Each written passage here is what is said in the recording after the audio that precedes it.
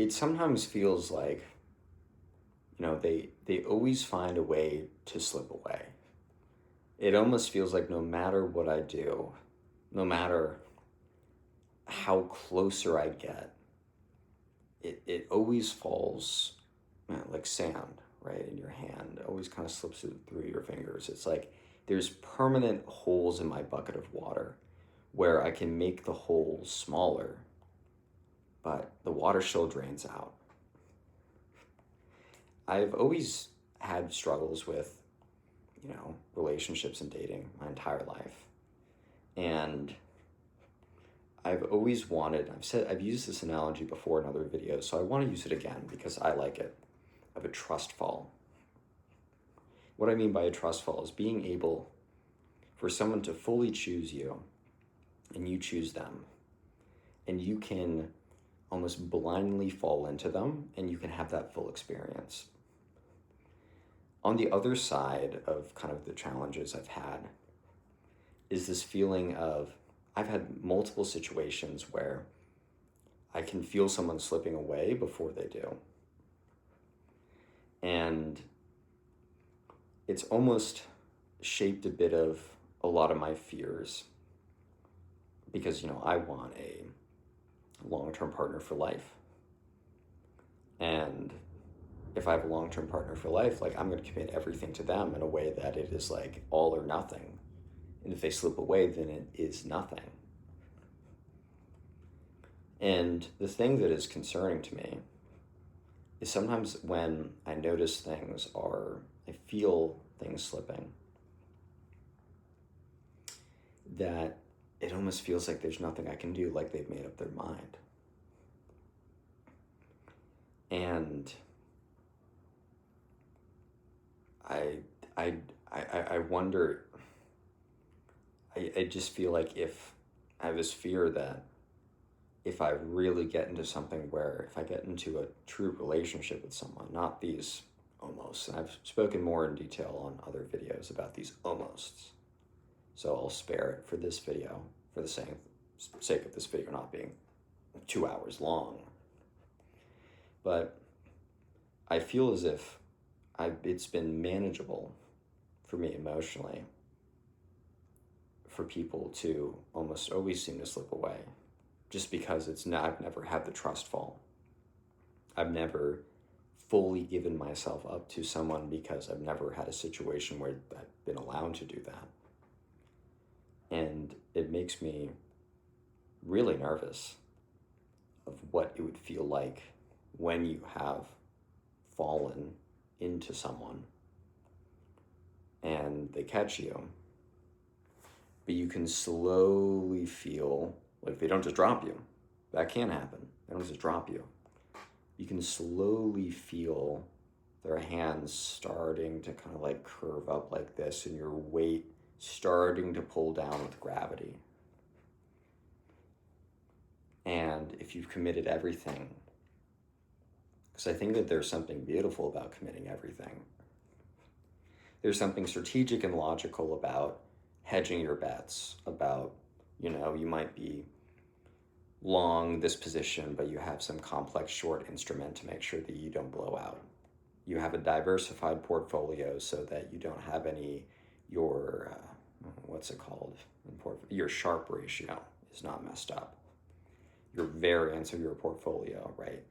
And a lot of I'm in the world of investing and social media and business and thinking logically and hedging your risk and playing defensively it's strategic, it's logical, it makes sense, it is good practice. But I feel like with love and relationships, the true beauty of it is going all in. It's putting all your cards on the table.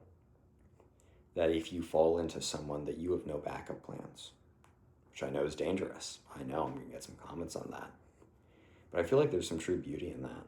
And I feel like once you can truly fall into someone with no reservation, with no hedge of any kind, you can fully experience what that is, what that relationship can offer you. I said this in the other video, but I feel like if you can fully commit to someone and then you can give everything, it's this reflexive experience where it's almost a gift that is given. The gift that is, if you give a gift to someone, you receive so much more value than when you receive a gift. The same way that when you give to someone and you know that they have you and you feel comfortable giving to them, that you get so much more from it. But it's not hedged, right? You don't have some kind of out.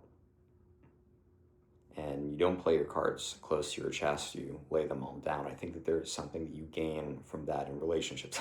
Careful doing that in business. Study your portfolio theory. Study your game theory for life, for a lot of things.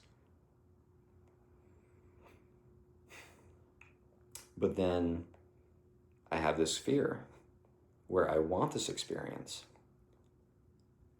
but then I don't know what I would do if I felt them starting to slip away as I've fallen, and I know I'm going to hit the floor hard because I didn't bend my knees and partially do the trust fall. I did the trust fall.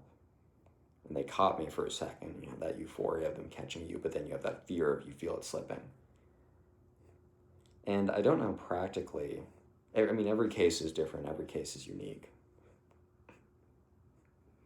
I think there was one case, and I don't want to go too like sharp with my details because I don't want to like expose anything. I don't want anything on the internet that is too revealing, more so for other people. It's not so for me. I've always been very open. But I was in this, and I think part of why I was okay by the end of this is and I told this a little bit in another video, I was in an almost relationship with this girl. And why I say almost is, we text every day, we went on a lot of trips together. I met her parents, stayed at her house, she met my mom. My dad died, so she can't meet him. I have no siblings too, it's just me. And she was away for a while in a different country, and we weren't in it was something where she made it very clear that we weren't in a relationship, which I was like, why? This is a relationship, come on. And she's like, when I'm back, like, I just want to be not labeled when I'm doing this experience somewhere else, and when I'm back, like, it'll be. So I always had this conception of, we're basically in a relationship, it's just going to be formal when she gets back. And for the first couple months of her being away in this different country, it's like, got texts all the time, I got handwritten letters that, I'll be honest, I still have them to this day. I'm not going to get rid of them. It was an experience in my life, and I like kind of collecting things and calls and everything. But leading up to the month or 2 months before we were going to see each other at New Year's, I could just feel, and it was probably, I could see it too, from text velocity to times, and really the thing is when the letters stopped coming. Of course, there's a delay with very far overseas mail, that there's a lag period. I think that was probably the clearest indicator. I mean, the most accurate indicator was probably text volume over time, that decay there, and also like the quality, the responsiveness, all those other factors, not just length or velocity. It's also those other components of texts. But I think the most almost poetic, right? It's almost the simplest. It gets the point across, even if it wasn't the most real-time accurate or had the most depth and volume like to calculate it. I think it was when the letter stopped, I realized that it was going to slip away, and it did. I was okay with it because I saw it coming for so long, but it was this kind of like bleed out situation. But I was okay because it wasn't, I had my guard up the whole time because I never truly fell. I never truly did the trust fall. I was very close, right? But because I didn't get that feeling of that confirmation that I could fall, I never did. So it wasn't fun. Don't get it twisted, guys. It wasn't something that I enjoyed. But I think about that experience, and I think to myself, what if I did? What if we did commit? And what if I did fall and she caught me. And then I felt the grip loosen and my weight be pulled down more and more by gravity. How would I manage that situation emotionally?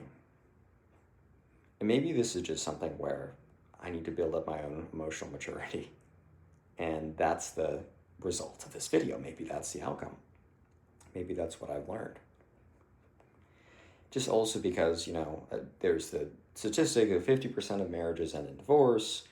That this statistic is a little skewed because you're also counting people at second, third plus marriages, and by the time you're in a second marriage, you have actually a significantly higher rate of divorce. If you're in a third marriage, you're almost guaranteed to get divorced. Not always, guys. Remember, statistics are not every case. So if you're like, well, I'm in my third marriage and we haven't gotten divorced yet, I'm like, the individual case is not represented. That's not like, this is not some proof where it's proof by by contradiction. You find a contradiction, therefore it's not true. But you know what I mean.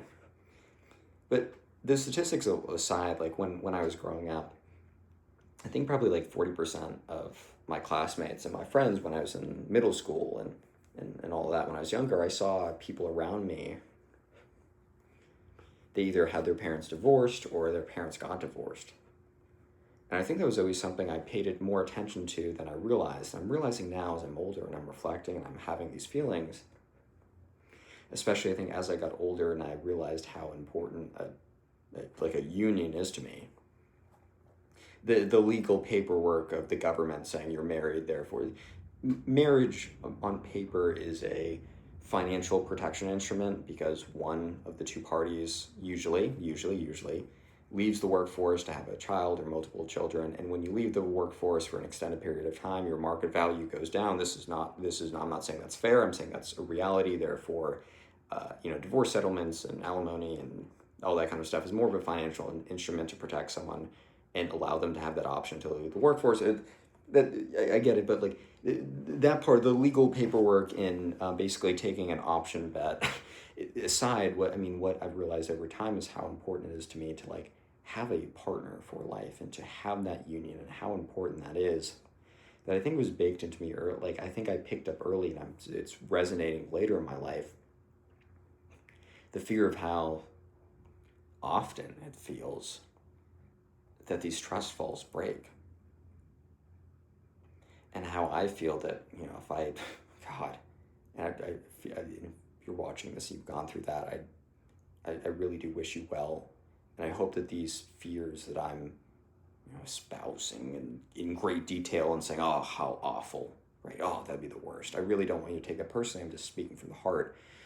To be, have kids with someone and have a relationship grind down over the course of years until it grinds to dust and then you're left with nothing. Oh God, it makes me, it doesn't make me nervous enough to not pursue the thing I think is most important in life, which is partner, start a family, give a great life to your kids. But it does, I'm afraid that this fear is going to lead to bad psychological frameworks that I'm going to have when I enter relationships. And I think I do have them. This almost neediness. And I really try logically to be okay, well, this is fine and I have to do this. But sometimes I think it overrides. Your emotions will override your kind of frameworks that you set out. And I sometimes feel as if sometimes my fear of losing someone is what ends up causing me to lose them, if that makes sense.